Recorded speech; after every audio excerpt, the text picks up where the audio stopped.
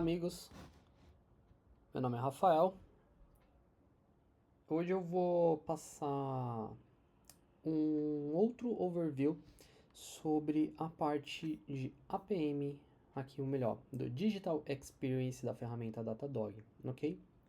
No vídeo anterior eu exemplifiquei como obter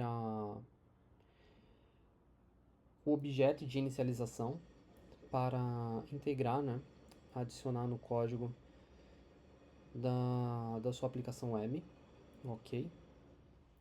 Nesse eu já vou mostrar algumas informações obtidas para análise e rastreabilidade. O que a gente consegue, tá? A partir do menu Digital Experience, a partir de Use Monitoring, a gente já pode pegar alguns atalhos, tá? Mas eu vou clicar direto aqui. Para quem viu o vídeo anterior, quando você não tem ainda nada configurado, quando você clica aqui, ele já te dá a opção de criar uma new application, entre outros detalhes, tá? Caso você tenha mais de uma, você vai poder ver elas aqui, ou clicando aqui em add e manage application, você pode estar até adicionando uma nova aplicação, tá? Vou estar até dando um exemplo rápido aqui. Você vem aqui, new application, ok, seleciona a tecnologia que você está trabalhando, JavaScript aqui, então a gente considera todo tipo de aplicação web, pode ser React, Angular, enfim, qualquer uma delas, tá?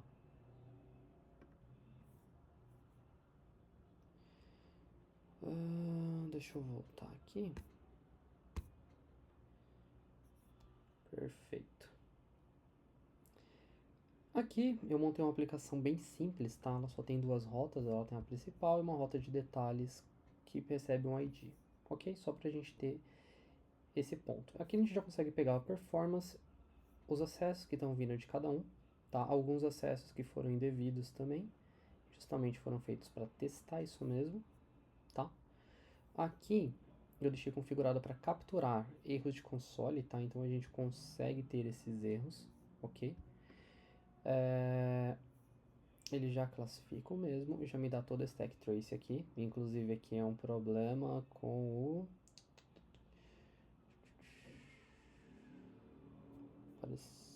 Models Core.js. É provavelmente um problema com Core, dado a atualização.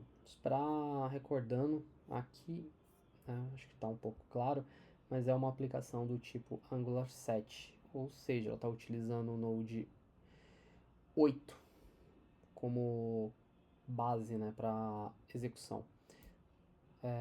O Node 8 foi descontinuado em 2019, tá? Então aí já é um preditivo para a gente ter diversos erros aí em qualquer navegador mais recente, tá?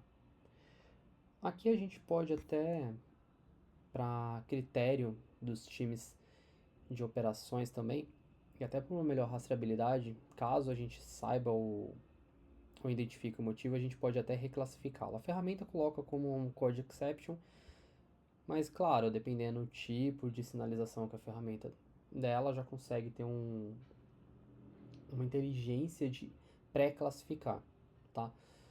A gente pode vir também e reclassificar essa ocorrência manualmente, tá? Clicando aqui. E também a gente, caso seja realmente um problema, um incidente, a gente pode classificar aqui para algum usuário aqui como responsável, tá? Definindo uma ação, criar um caso, declarar um incidente, tudo isso aqui, dependendo como a instituição tiver configurada, ele pode até configurar com outras ferramentas aí algum CMDB que você tenha, tá? E você também pode classificar para review, tá revisado, ignorar, resolvido, enfim, tá?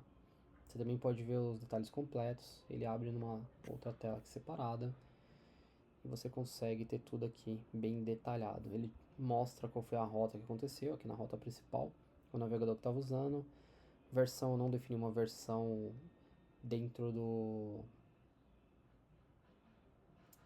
do arquivo de configuração que foi no Angular, tá? É ali que você define a versão.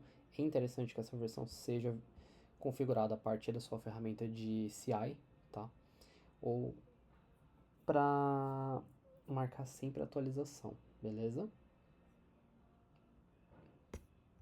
E aqui qual foi a ordem desses erros, tá? Quando ele foi feito aqui ele foi pegar a mudança de rota aqui a partir do SPA, ele já começou a estourar esse problema. Tá? Então aqui é literalmente para a gente poder pegar os detalhes. E aqui o horário que ele aconteceu quando eu forcei esses erros aqui a partir dos testes. Tudo bem? Lembrando que aqui é uma aplicação de teste, então obviamente muitos erros aqui foram forçados, tá bom? Resource URL Path Group, você precisa ter um alto tráfego aqui de volume com HTTP, não é o caso dessa aplicação, infelizmente eu não consegui forçar isso, tá? Aqui a gente também tem outros dois pontos importantes. A versão da biblioteca do Datadog que a gente está utilizando é a versão 361, tá? Dado isso, é uma biblioteca muito mais antiga que não tem suporte a todas as features mais atuais. O que ela consegue disponibilizar para a gente muito bem é o tempo de execução de cada operação, os erros que estão acontecendo devido a vulnerabilidades, ocorrência ou depreciações, tá? Que é extremamente importante. A gente consegue ter uma taxa de erro que está acontecendo devido a todos esses pontos e que pode causar uma frustração no nosso usuário, consequentemente descredibilizar a experiência que ele está tendo com a gente, o que não é legal, tá? Mas caso vocês queiram também ter um detalhe específico de uma rota, é possível sim. Por exemplo, eu posso pegar aqui e alterar todo o ajuste aqui para vir para detalhes. Como aqui detalhes ele está com uma interrogação, o que significa isso? Que aqui ele recebe um ID, mas ele está dentro de detalhes, que é a rota que ele foi. Você pode também filtrar, selecionando a página aqui, fazendo filtro conforme a sua necessidade, tá? E aqui ele já me mostra tudo. Por exemplo, aqui dentro de detalhes eu não tive nenhum erro, nada. Então assim, ele funciona perfeitamente. E detalhes ele faz duas requisições combinadas e dentre todas as requisições e carregamento da página, eu tive uma média de tempo aí de 19 segundos, que é um tempo excelente, mesmo com uma aplicação que está publicada e fazendo duas requisições para obter os detalhes, tá? Esse é o ponto. Otimizações, ele consegue pegar no detalhe cada ponto, tá? Inclusive rotas que a gente forçou erro, tá? Para ver o resultado, a gente consegue ver o tempo de incidência, tudo. E detalhe, a gente consegue ter todas as rotas que estão sendo acessadas pelo usuário ou direcionadas a partir da aplicação. Ele consegue ter esse tracking, então isso é extremamente importante para a gente conseguir identificar e saber o que está sendo realmente utilizado. Vamos imaginar que a gente tem uma aplicação de porte grande, tá? Mas ao mesmo tempo legada. E a gente tem muito conteúdo lá dentro. Então, dessa forma, a gente consegue definir o que realmente está sendo mais utilizado pelos usuários e onde são os pontos principais assim de ataque. Por exemplo, para fazer uma modernização de interface, para fazer uma melhoria de código, para fazer uma atualização de bibliotecas, visando a segurança do usuário. Tá? Tem muitas bibliotecas antigas aí que tem diversos problemas de segurança, até inclusive algumas que podem causar vazamento de informações. Então isso é bem crítico. Então aí são alguns pontos, tá? Future Tracking, tá? É uma opção bem legal, ele permite que eu siga todo... aplique uma flag em determinado fluxo e consiga seguir todo aquele fluxo, tá?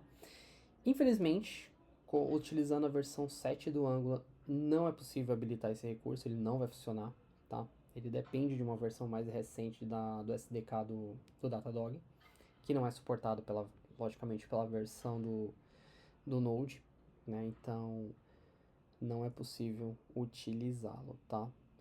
É importante salientar também que o Future Flag ele também tem um custo adicional, então não vou entrar em detalhes aqui sobre ele, tá bom? Apenas demonstrando mesmo aqui, tá? Product Analytics, ele te dá uma previsibilidade de tudo, tá? Inclusive eu fiz algumas sessões aqui com tempo bem absurdo para conseguir. E realmente eu tenho todos os detalhes aqui que ocorreram, tempo médio de página, tudo, as interações, como eu falei, engajamento. Essa informação é bem interessante para saber se realmente você lançou uma nova feature, vamos imaginar uma tela. Você é um pouco genérico, você lançou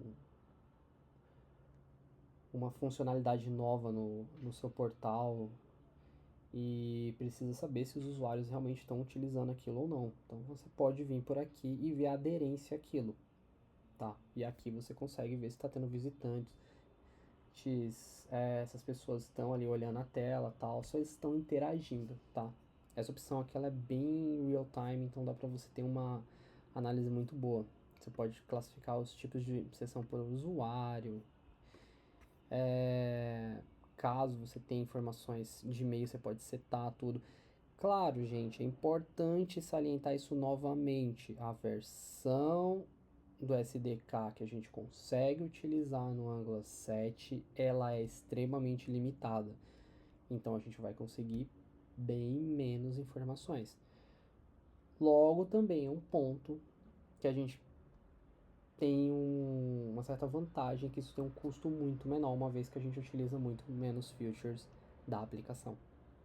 Beleza? Aqui a gente pega a jornada do usuário para saber exatamente qual foi o caminho que o usuário fez. A gente consegue saber, ele veio daqui, veio para cá, voltou para cá, e aí ele fez uma pesquisa, tá? Então, ele consegue separar cada um desses pontos, a gente consegue filtrar uma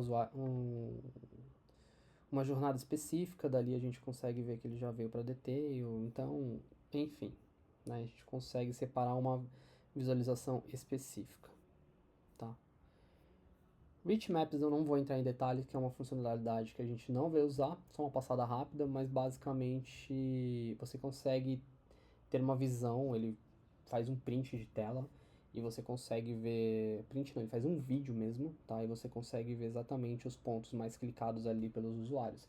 Essa opção é extremamente interessante quando você está trabalhando com e-commerce e com páginas que você precisa ter realmente a certeza que a sua campanha está dando certo e onde são os pontos relevantes. Exemplo, pesquisas de coleções, produtos que você está lançando, onde o seu usuário faz a pesquisa, como ele faz a pesquisa, como ele chega em determinado nicho dentro do seu e-commerce. Então é bem interessante quando você está vendo isso ou quando você precisa expor isso num site público, para a web em geral, que você precisa ter bem esse controle da onde você quer e como você está vendo o seu usuário para poder, às vezes, direcionar um banner, alguma outra informação desse tipo, tá? Aqui no Session Replay também não será usado, tá? Mas falando bem rápido, o que seria o Session Replay? O Session Replay permite literalmente que eu grave a interação do usuário, tá? O que acontece? O Session Replay permite que eu grave toda a interação do usuário a partir do momento que ele iniciou o login na tela, tá? Ou quando ele acessar determinado fluxo. Eu posso colocar, o usuário acessou o fluxo. Eu vou usar um exemplo, um e-commerce de carrinho. Quando ele entrou no carrinho, ele começa a gravar ali a tela até clicar em finalizar, tá? Ali fazer o check, fazer o checkout. Beleza? Eu gravo só essa parte. Eu posso gravar um trecho específico ou a interação inteira do usuário, tá? Motivos que a gente não vai usar. Como estamos falando de uma aplicação interna, não faz muito sentido, tá? A não ser em casos específicos de rastrear algum incidente, algum problema com segurança, tudo, aí pode fazer sentido sim, tá habilitando, tá? É importante e muito importante, os Celsius Replays, eles gastam 1 crédito por replay, tá? Eles gastam uma licença por replay.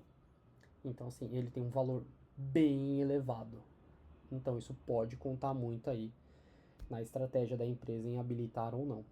Obviamente, como eu falei no primeiro vídeo, tanto para coleta de informações gerais da aplicação web, como o Processing Replay, você pode definir percentuais que você quer. Você pode, de todos os acessos, eu quero pegar só 20%. Posso pegar 5%, posso pegar 1%, posso pegar 100%. Fica a critério, regra de negócio e forma que você quer estipular ali questão de valores para manter dentro de um orçamento amigável. Como eu disse no vídeo anterior, uma média bem aceitável para projetos grandes é entre 50% e 20%, tá? Isso de run normal. Certo, um replay realmente dado estudo, necessidade, tá?